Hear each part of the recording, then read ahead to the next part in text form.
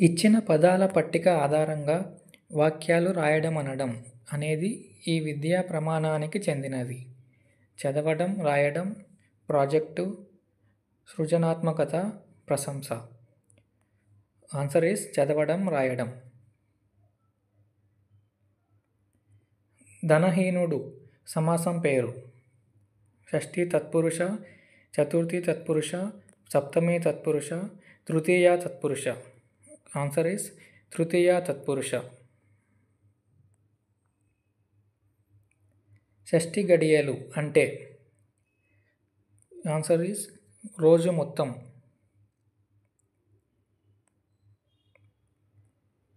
రాజావారి తోటలో రోజా పూలు చూసేవారే కానీ కోసేవారు లేరు. ఇది ఒక పొడుపు కథ.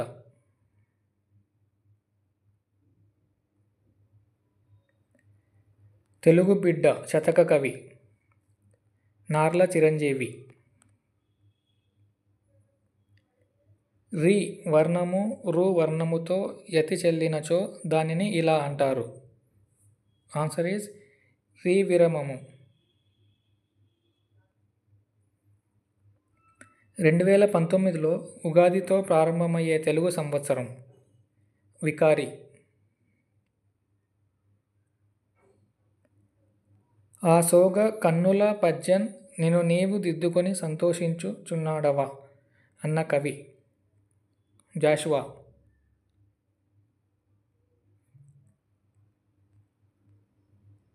వాలిని ఋష్యమూక పర్వతం మీదకు రారాదని శపించిన మహర్షి మతంగ మహర్షి.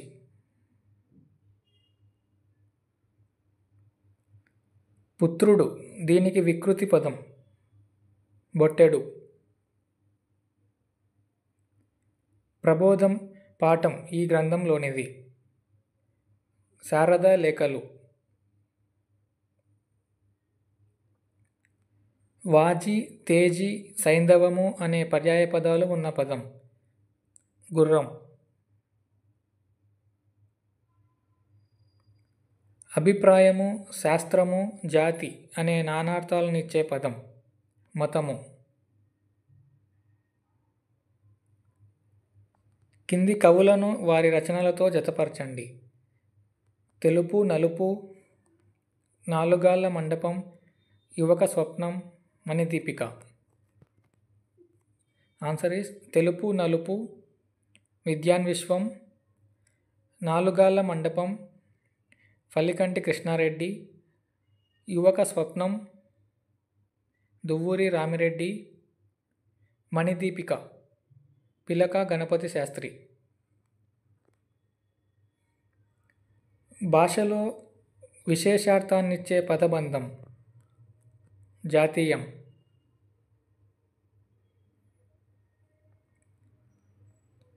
కుత్సితముగాని ధరగల్లినది అనే వ్యుత్పత్తిని తేల్పే పదం అకూపారం. ఆదరణ, కృతజ్ఞతాభావం, మానవ సంబంధాలను తెలపడమే ఉద్దేశంగా గల పాఠం గోరంత దీపాలు. నేను హింసను కొట్టాను కాబట్టి అది నాదే. ఈ మాటలను దేవదత్తుడు గౌతమునితో అన్నాడు. శారదా శాసనం ప్రకారం వివాహ వయస్సు అమ్మాయిలకు 14 సంవత్సరాలు, అబ్బాయిలకు 18 సంవత్సరాలు. కింది పాదాలను పద్యక్రమంలో గుర్తించండి. Answer is option 3.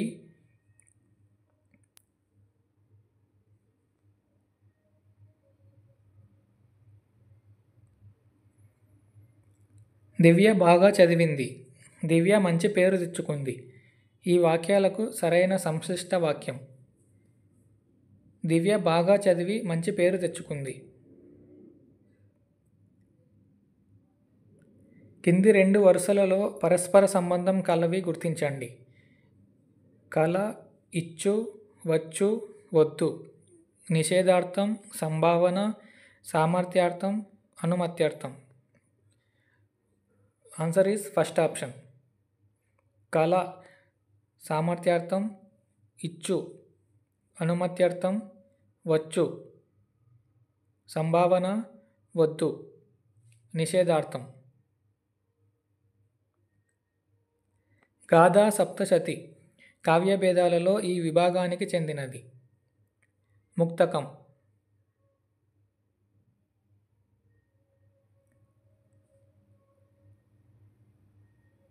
దినకర పవనాగ్నితుహిన దీప్తుల కరిగాన్ ఈ పద్యపాదం. కందం. కింది వానిలో శ్లేషాలంకారానికి ఉదాహరణ. నీవెలా వచ్చెదవు. ఐ ఔ లను వ్యాకరణ పరిభాషలో ఇలా అంటారు. వృద్ధులు. వానరము అనే మాటకు వ్యుత్పత్తి నరుని వలె ఉండునది.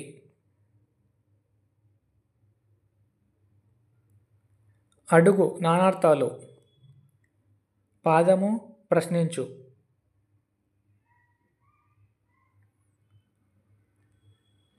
అన్నం అడిగితే సున్నం పెట్టినట్లు ఈ సామెతకు అర్థం ఆశించిన దానికి వ్యతిరేకంగా జరగడం. మరచిపోక పోక చెక్కలు తీసుకురా ఈ వాక్యంలోని అలంకారం. చేకానుప్రాస.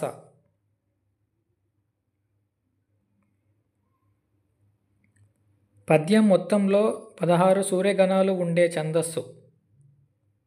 ఆటవేలది. ఇవి ధాతువుకు ముందు చేరడం వల్ల అర్థంలో మార్పులు సంభవిస్తాయి. ఉపసర్గలు. కందపద్యంలో బేసి స్థానంలో ఉండకూడని గణానికి ఉదాహరణ పదం వరాన్ని.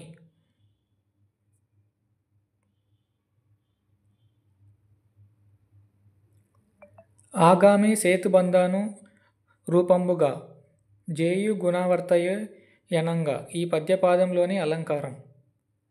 ఉత్ప్రేక్ష.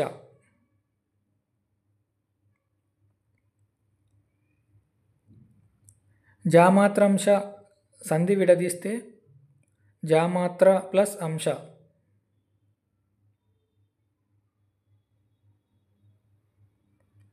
కింది 2 వరుసలలో పరస్పరం సంబంధం గల అంశాలను గుర్తించండి. కాశీఖండం, మనుచరిత్ర, నృసింహ పురాణం, మార్కండేయ పురాణం. First one Kasikhandam 7, Manucharitra 6, Nrusimha Puranam 5, Markandeya Puranam 8.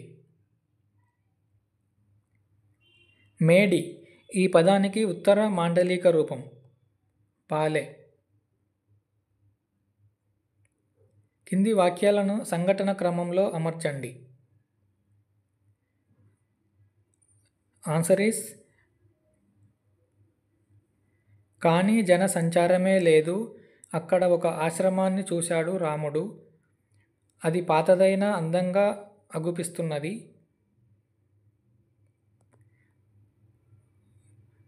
Okay, answer is option 4.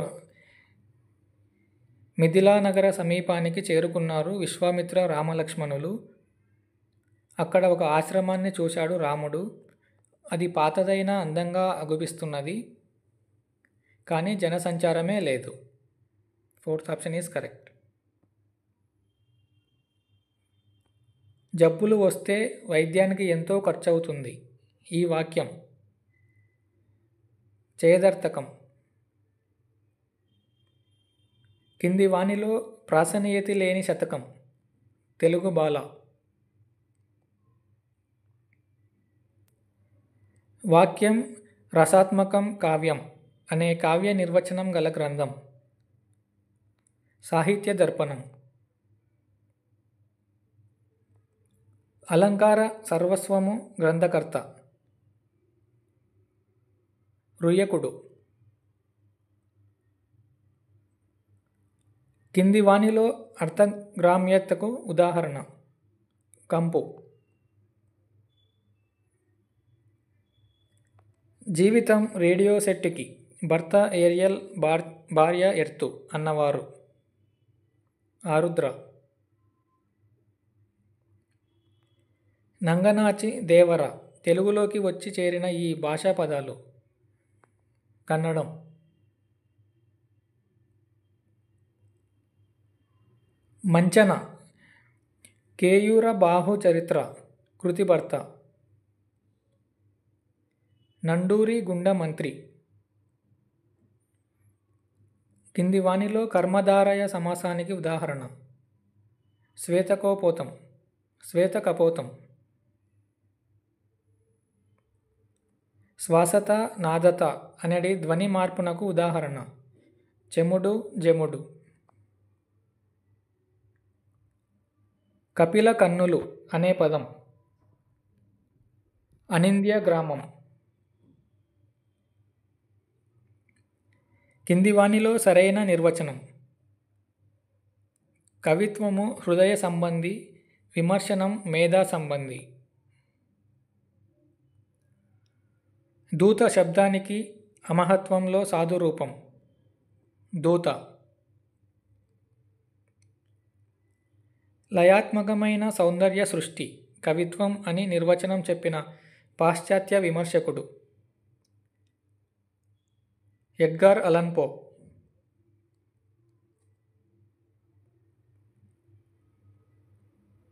వాజ్మయ ప్రక్రియలలో ప్రేయసి వలె హృదయావర్జకమైనవి కావ్యాలు. తెలుగులో యాత్రా చరిత్ర ప్రక్రియకు ఆద్యుడు ఏనుగుల వీరాస్వామయ్య. తెలుగులో తాళవ్యాచ్యులు నిరోష్ట్యాలు అయినవి ఈ, ఈ, ఏ.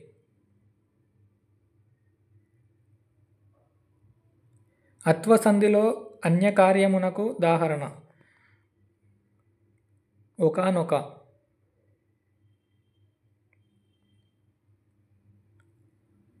బాలపల్లవ గ్రాస కషాయ కంఠ కలకంఠ వధూకల కాకలీధ్వనితో ఏచిన ప్రబంధ నాయిక సత్యభామ.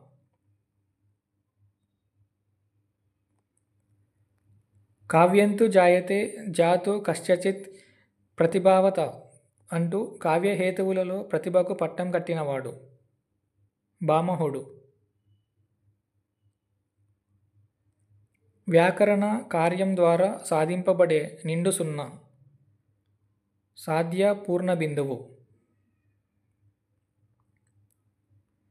వ్యక్తి వాచి అయిన భీముడు అనే పదం బలవంతుడు అనే సామాన్యవాచిగా మారడం అర్థ వ్యాకోచం. కొల్లాయి గట్టితేనేమి అన్న పాట రచించిన కవి బసవరాజు అప్పారావు. రాముడు వేసిన బాణం దెబ్బకు మారీచుడు సముద్రంలో పడ్డాడు. పై వాక్యంలోని ధాతుజ విశేషణం. వేసిన.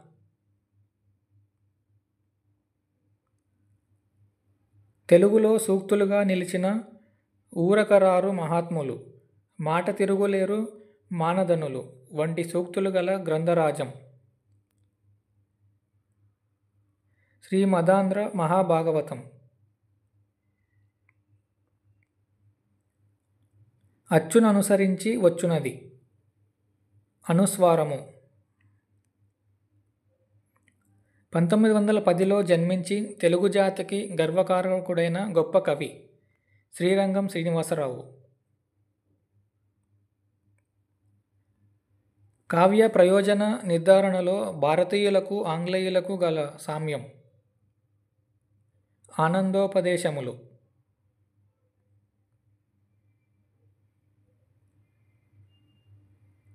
చిగురుగేలు సమాసం. ఉపమాన పూర్వపద కర్మధారయం. తెలుగులోకి చేరిన ఫ్రెంచి పదాలు. ఫిరంగి, కమాను. తెలుగులో భావ కవిత్వోద్యమాన్ని ఆవిష్కరించిన రచన రాయప్రోలు వారి లలిత. వ్యాకరణ పరిభాషలో సంశ్లేషము అనగా మీది హల్లుతో గూడి ఇండుట. గుణీభూత వ్యంగ్య కావ్యమునే ఉత్తమ మధ్యమ కావ్యములుగా విభజించిన లాక్షణికుడు జగన్నాథుడు. బాల వ్యాకరణోద్యోతయం రచించిన వారు వజ్జల చిన సీతారామ శాస్త్రి. కింది వాణిలో ముదాదులలో లేనిది మదము. లభ్యమైన వానిలో తొలి వెలుగు యక్షగానం రచించిన వారు కందుకూరి రుద్రకవి.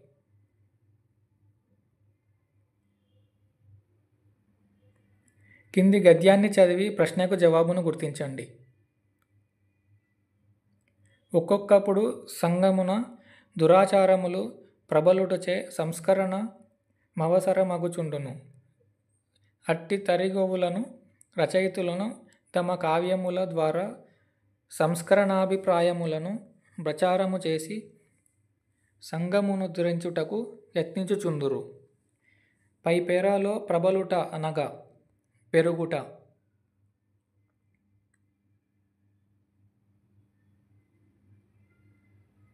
పై పేరానుసరించి కావ్య ప్రదుర్భావ కారణం సంగోద్ధరణ యోచన.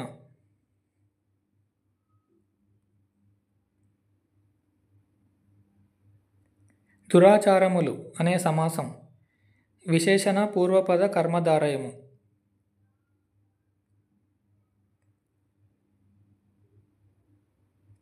కింది పద్యాన్ని చదివి ప్రశ్నకు జవాబును గుర్తించండి. ఇంగిలికంబునం దడిపి యొత్తు కసీసపు రెంటమోయొన నింగి గరుత్పరంపరల నిగ్గున లేదొక రెక్కె నంత విచం గలశాబ్ది మీగడల జిడ్డెరగించెడు కమ్మగాడ్పు నింగడు మ్రోత పెందిరువిడం గని రాకగ రాజు మూపునన్. పై పద్యంలోని అలంకారం ఉత్ప్రేక్ష.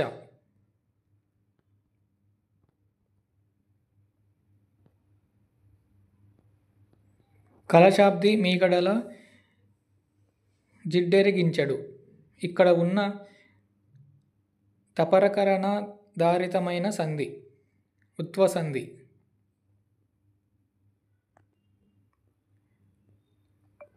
పెందురువడి అను మాటకు అర్థం గరుత్మంతుడు. మెథడాలజీ. భాష అనేది ప్రత్యేక నియమాల ఆధారంగా నిర్మించిన ప్రత్యేక వాక్యాల సముదాయం అన్న భాషా శాస్త్రవేత్త చామ్స్కీ.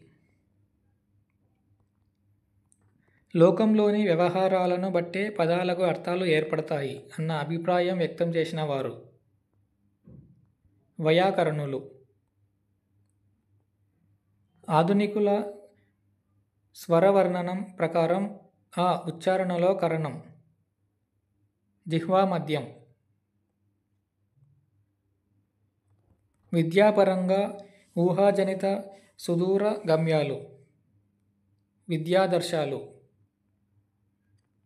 ప్రపంచంలో అత్యధిక భాషలు గల భాషా కుటుంబం నైజర్ కాంగో. తెలుగు వర్ణాలలోని హల్లుల సంఖ్య 22. మనుషులు ఏమి కలిగి ఉన్నారో అది నాగరికత అన్న వ్యక్తి మెకైవర్. పారసీకులు బాణాల వంటి గుర్తులతో వాడిన లిపిని ఇలా అంటారు క్యూనిఫారం. జిగ్సా విధానాన్ని ప్రతిపాదించిన వారు ఇలియట్ అరన్సన్. భాషా నైపుణ్యాలు పరస్పర చిత్రాలు. సంస్థాగత ప్రణాళిక దీర్ఘకాలికం. నియంత్రిత పరిస్థితుల్లో ఒక బోధనా ప్రవర్తనను నియంత్రించి మెరుగుపరిచే బోధనా విధానం సూక్ష్మ బోధన. కింది వాటిలో సరైన సూక్ష్మ బోధన సోపాన క్రమం నైపుణ్య నిర్వచన, ప్రదర్శన, పాఠ్యపథక తయారీ, వాతావరణ సృష్టి, బోధన పరిపుష్టి. నీకు తెలిసిన ఒక కుటుంబం గొప్పతనాన్ని గూర్చి నీ మిత్రునికి లేఖ రాయుము. ఇది ఈ భాషా ప్రమాణానికి చెందింది. ప్రశంస. సూర్యుడు, దినకరుడు, పతంగుడు, ఆదిత్యుడు, హరిదస్పుడు, ద్యుమని, తరణి ఈ పదాలలో ఒక్కొక్క దానిని ఉపయోగించి ఒక్కొక్క అర్థవంతమైన వాక్యం రాయండి అను సూచన ఈ భాషా ప్రమాణానికి చెందింది. పదజాలం. తెలుగులో సంగ్రహణాత్మక మూల్యాంకనానికి సిద్ధం చేసే ప్రశ్నపత్రంలో అంతర్గత ప్రశ్నల ఎంపికకు పరిమితమైనది. వ్యాసరూప ప్రశ్నలు. సాధారణంగా మాధ్యమిక, ఉన్నత పాఠశాల స్థాయిలో చేపట్టదగిన సహపాఠ్య కార్యక్రమం. నాటకీకరణం. నిర్మాణాత్మక మూల్యాంకనంలో పిల్లల భాగస్వామ్యం, ప్రతిస్పందనలకు కేటాయింపబడిన మార్కుల శాతం 20%. విద్యార్థులకు వివిధ సాహిత్య ప్రక్రియలను గూర్చి తెలియజేస్తూ కవి ఇతరుల వలన విని చెప్పిన దానిని ఇలా పిలుస్తారని చెప్తావు. ఉపాఖ్యానము. తరగతిలో తెలుగు కవుల వివరాలు తెలియజేస్తూ సుభద్ర కావ్య రచయితగా వీరిని పేర్కొంటావు. గురజాడ. భావ కవిత్వంపై తిరుగుబాటును వివరిస్తూ డాడాయిజము దీని ఫలితంగా వెలువడిన ఉద్యమమని తెలియజేస్తావు. మొదటి ప్రపంచ యుద్ధం. సంస్కృత ప్రత్యయముల గల శబ్దములు, తెలుగు పదములు కలిపి చేసిన రచనా రీతిని ఇలా అంటారు. మణి ప్రవాళ శైలి.